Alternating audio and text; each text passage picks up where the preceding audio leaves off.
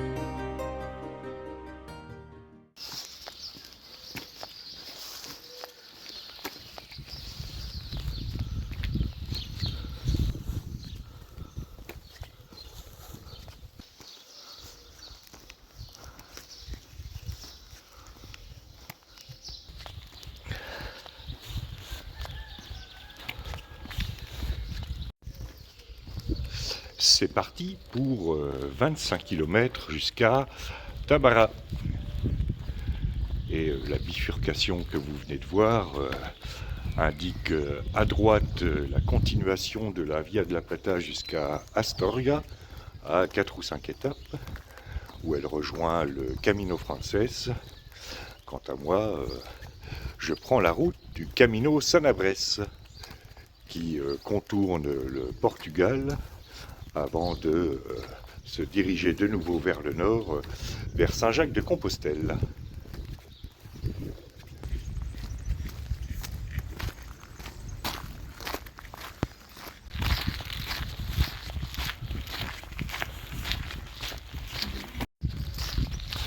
Comme vous le voyez, je boite toujours, mais cette fois pas à cause du talon, mais parce que mon mollet gauche a été très contracté. Donc il va falloir que je m'échauffe un petit peu.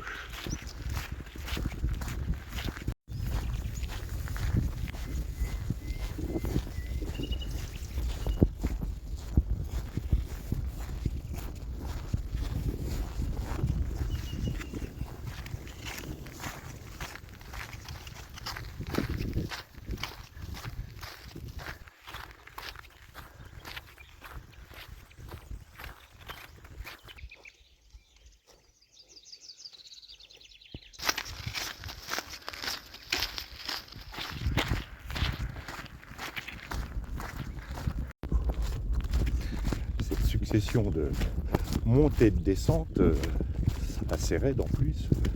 C'est épuisant ce matin.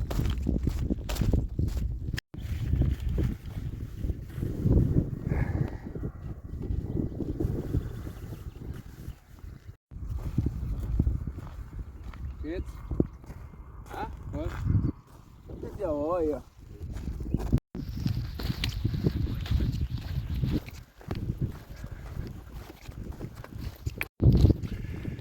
Ça y est, je marche de nouveau sur de la colle.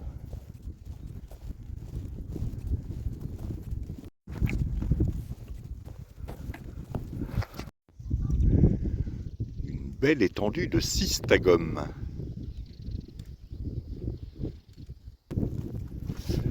qui m'accompagne depuis quasiment le début de ce chemin. Ça change des chants tristes de ces 2 ou 3 derniers jours.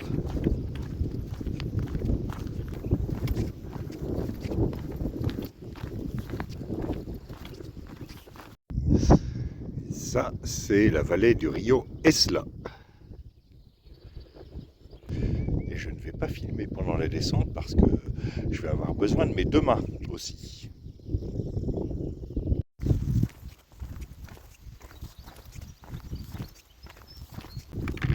J'ai fait un mauvais rêve cette nuit. Enfin, un drôle de rêve. Vous vous souvenez, Galien, qui était rentré à Rome pour mater la tentative de coup d'état du général Auréolus. Imaginez, c'est difficile, mais imaginez quand même que ça se passe de nos jours. Que Macron, par exemple, parte en opération extérieure. Bon, il va s'acheter son plus beau costume de sandales au Jouet Club du coin. Et puis il part à la tête de ses soldats. Enfin à la tête. Il part avec les soldats. Bayrou, lui, est à Matignon et il demande innocemment mais il est où le président de la République? Monsieur le Premier ministre, le président de la République est parti en opération extérieure. Aussitôt, les oreilles de Bayrou se dressent, c'est-à-dire qu'elles prennent à peu près l'envergure d'un Airbus A330.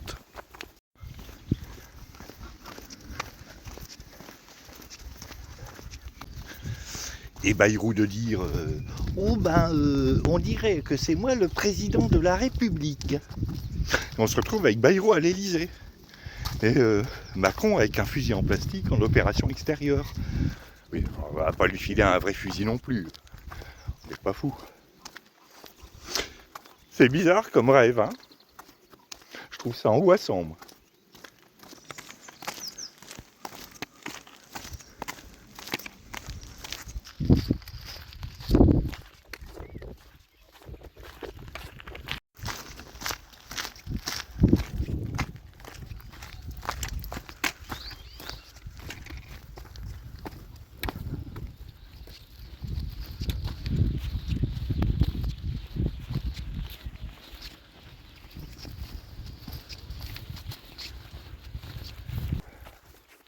Ce petit sentier fait du bien. En face, là-bas, il paraît que c'est un site d'escalade qui est très connu dans la région.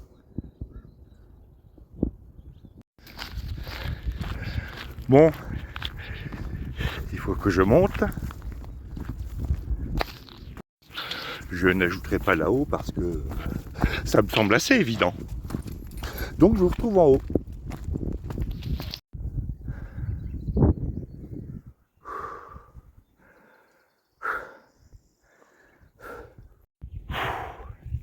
Celle-là était raide. Pause céréales.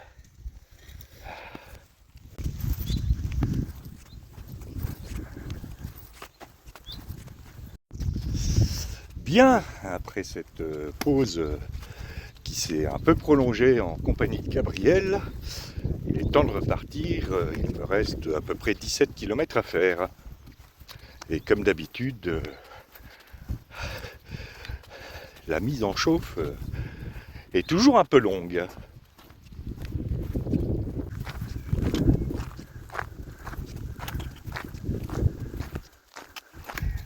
Bien, il est temps de reprendre avec nos Goths. Après la défaite des Goths, ceux-ci retournent en Dacie, où ils finissent par s'installer. La Dacie ayant été abandonnée par les Romains, qui sont repassés de l'autre côté du Danube. Ces Goths, ce sont les Wisigoths, ou Goths de l'Ouest. Les Ostrogoths, par contre, se sont installés en Sarmatie, qui est à la place de l'actuelle Ukraine. Ce sont les Goths de l'Est. Toutefois, cette appellation Goths de l'Ouest, Goths de l'Est est remise en question. Les Wisigoths seraient plutôt les Goths sages et les Ostrogoths les Goths brillants. D'aucuns auraient dit Goths coruscants, mais on va dire Goths brillants, enfin Ostrogoths.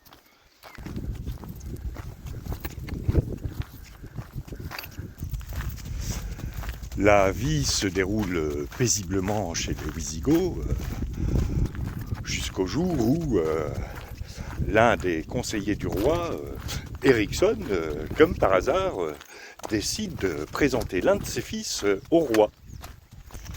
À ce moment-là, le roi est en déplacement aux environs d'une ville qui s'appelle actuellement Ploesti. Ploesti en Roumanie, surtout connu pour ses puits de pétrole. Puits de pétrole qui intéressèrent vivement un petit nabot à moustache qui faisait la promotion des grands blonds musclés.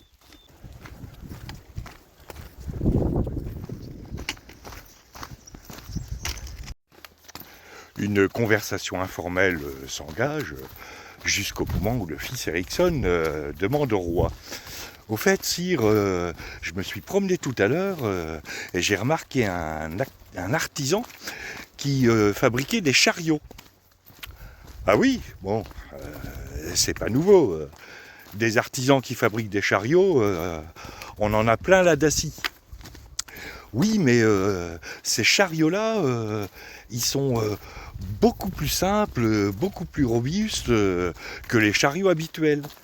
Prenez un chariot romain, par exemple. Les chars romains, c'est stylé, mais ça tombe toujours en panne.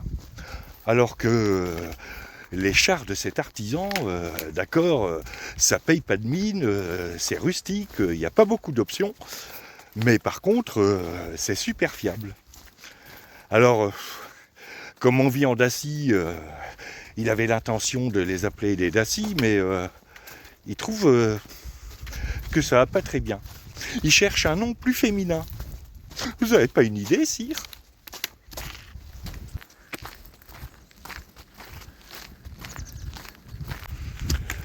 Je vois, jeune homme, que vous aimez observer ce qui se passe autour de vous. Ah oui, oui, sire. Et puis, vous avez vu ces espèces de grandes flaques de liquide noir, visqueux, on dirait de l'huile, mais en beaucoup plus épais, et ça sent pas très bon. J'ai même essayé d'en brûler un peu. Eh ben, on pourrait peut-être l'utiliser. Ah ouais, et comment? Là, je sais pas, sire, mais un jour, je suis sûr qu'on pourra utiliser cette huile noire visqueuse qui sent pas bon avec des chariots. Quelle drôle d'idée! Au fait, petit, tu t'appelles comment? Je m'appelle Derrick, sire.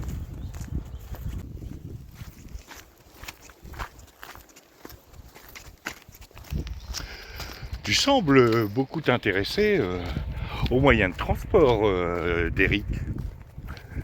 Justement, tu es en âge de me servir. J'ai besoin de quelqu'un qui vérifie l'état des chevaux, les chariots, bref, tout ce qui concerne la chaîne logistique. Me demande pas où j'ai trouvé ce mot, je sais pas, ça m'est venu comme ça. Bien, sire, quel titre aurais-je? Eh bien, comme tu vas vérifier tous nos moyens de transport, je vais te nommer inspecteur. Derrick, je te nomme inspecteur. Mon Dieu!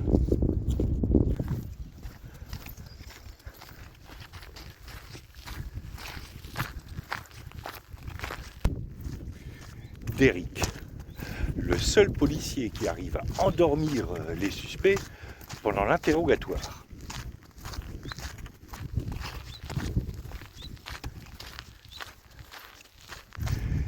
Derrick, le seul policier qui respecte scrupuleusement le code de la route pendant une poursuite.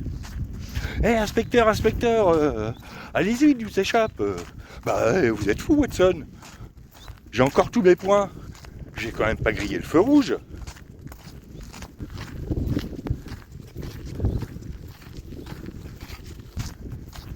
Comment ça, Watson bosse avec Sherlock Holmes?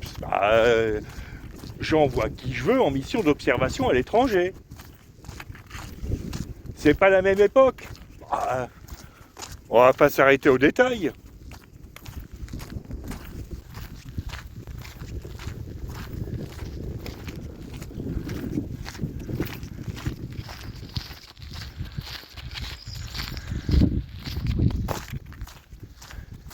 Elle est longue cette ligne droite. Il me semble distinguer là-bas à l'horizon Faramontes et Tabara, et au fond Tabara, qui est encore à une bonne douzaine de kilomètres. Cela dit, la marche aujourd'hui est plutôt agréable.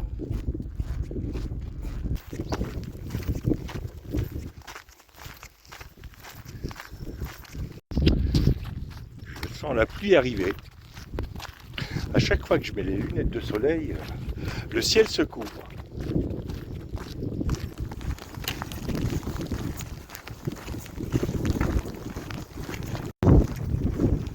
La pluie et le vent se sont invités.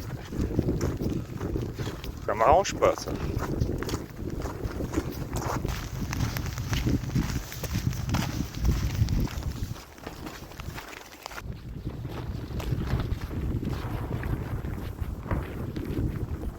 M'énerve ce vent.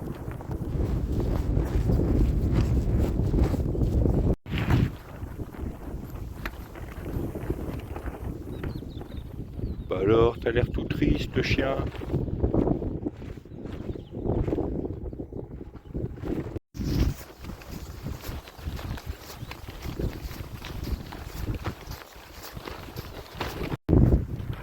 Alors, je sais que dans ce village, il y a un bar ouvert.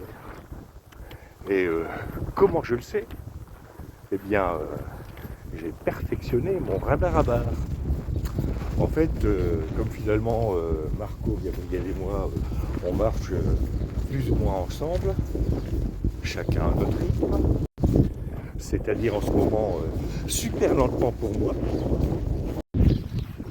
eh bien le premier qui trouve un bar ouvert dans un village envoie la position de GPS à l'autre. C'est beau la technologie.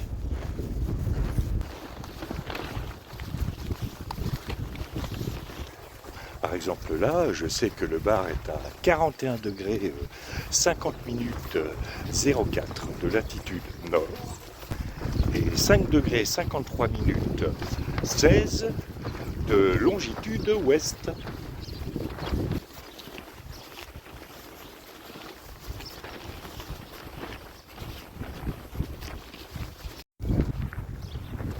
Et voilà.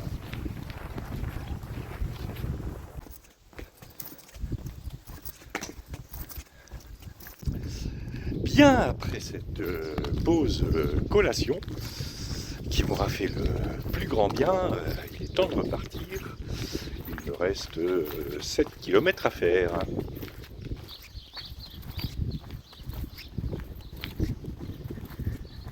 Nous avions laissé les côtes, les Wisigoths en Dacie à fabriquer des chariots et à se demander ce qu'on pouvait faire avec une huile noire visqueuse et qui sent pas bon. Et bien pour aujourd'hui, on va les laisser là et on fera un petit saut dans le temps parce que il va falloir expliquer ce qui se passe un peu plus à l'est, dans les grandes steppes d'Asie centrale. Mais on verra ça demain. En attendant, je vais me concentrer sur les 7 derniers kilomètres de marche. Et je filmerai pas grand chose parce que, sauf si vous aimez les longues lignes droites et regarder les cailloux sur le chemin, il n'y aura pas grand chose à voir.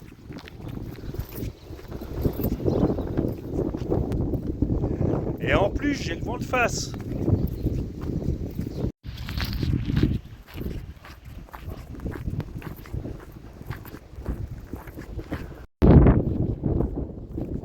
Il y a vachement de vent. Il n'y a pas une éolienne qui tourne.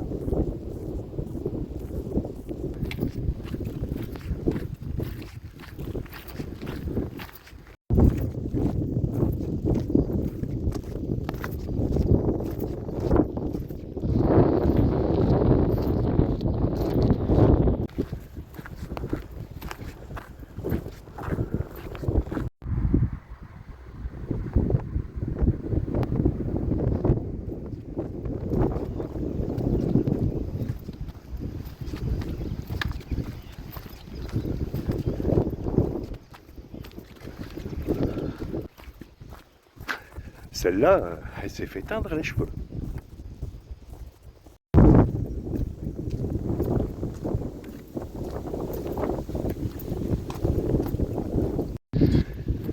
J'arrive à Tabara.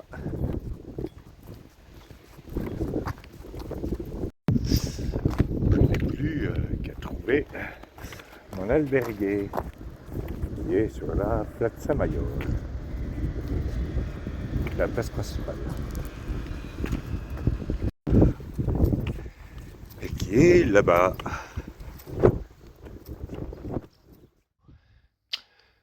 Fin de cette étape d'un peu plus de 25 km, parce que j'ai mis mon GPS en marche à la sortie du village.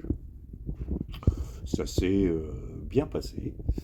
Pour l'instant, le pied et la jambe tiennent. Je ne suis pas encore à 100%, mais j'espère que ça va revenir assez vite. Voilà, maintenant, je vais manger tout de suite avant que le Comédore ferme.